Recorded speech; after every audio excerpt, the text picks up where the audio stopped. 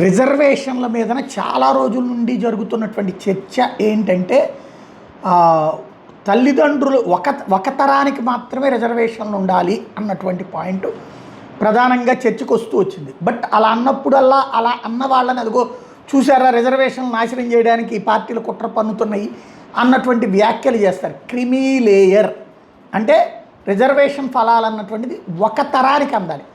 అమ్మా నాన్నల్లో ఎవరో ఒకటి రిజర్వేషన్ పొందితే పిల్లలకి రిజర్వేషన్ ఉండకూడదు, వాళ్ళు జనరల్ కేటగిరీలో పోటీ పడాలి అన్నటువంటిది దాదాపు గత 20-30 ఏళ్ళ నుండి చర్చ జరుగుతున్నాను. ఎందుకంటే ఐఏఎస్ల బిడ్డలు ఐఏఎస్లు అవుతున్నారు, ప్రభుత్వ ఉద్యోగుల బిడ్డలు ప్రభుత్వ ఉద్యోగులు అవుతున్నారు తప్పించి ఏనాడు ప్రభుత్వ ఉద్యోగం పొందనటువంటి దళితుడికి ఎస్టీలకి గిరిజనులకి అవకాశం దొరకట్లేదు. దానికి కారణం ఏంటంటే వీళ్ళు ఆల్రెడీ చదువుకున్నటువంటి రిజర్వేషన్ పొందినటువంటి వాళ్ళు కాబట్టి వాళ్ళ బిడ్డలకి అక్కడ ఎలాగ సంపాదించాలో చెప్పేస్తున్నారు. వాళ్ళు అవి సంపాదించేస్తున్నారు. రిజర్వేషన్ కారణంగానే వాళ్ళు కూడా ఐఏఎస్ల బిడ్డలు ఐఏఎస్లు, ఐపీఎస్ల బిడ్డలు ఐపీఎస్లు అవుతున్నారు. కాబట్టి ఇప్పుడు ఈ చర్చకు వచ్చిన సందర్భంలో సుప్రీంకోర్టు కీలక వ్యాఖ్యలు చేసింది. వెనుకబడిన తరగతుల్లోని ఆర్థికంగా విద్యాపరంగా అభివృద్ధి చెందిన కుటుంబాల పిల్లలకి రిజర్వేషన్ ప్రయోజనాలను కొనసాగించాలని కోరడం మీద అభ్యంతరం వ్యక్తం చేసింది. తల్లిదండ్రులిద్దరూ ఐఏఎస్ అధికారులుగా ఉన్న పిల్లలకి వీటి అవసరం ఏంటని ప్రశ్నించింది.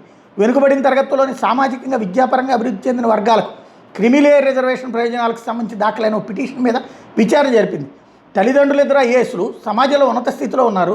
ఇలా ఒక స్థాయికి చేరుకున్న వ్యక్తులు మినహాయిస్తూ ప్రభుత్వత్వాలు ఉన్నాయి, కానీ మీరు మాత్రం ఆ మినహాయింపులు ప్రశ్నిస్తున్నారు. ఇది కూడా దృష్టిలో పెట్టుకోవాల్సిన అంశం. విద్యా ఆర్థికంగా సమాజంలో ఉన్నత స్థానంలో ఉన్న వాళ్ళు మళ్ళీ తమ పిల్లలకి రిజర్వేషన్లు కోరుతున్నారు.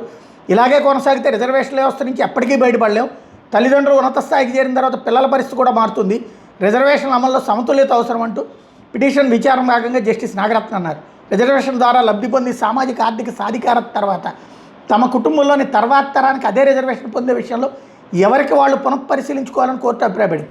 ఉన్నత స్థితికి చేరుకున్న కుటుంబాలు పదే రిజర్వేషన్ ప్రయోజనాలు పొందడం మీద ఆందోళన వ్యక్తం చేసింది. ప్రభుత్వం అయితే దీని మీద ఏమి చేయడానికి ఉండదు.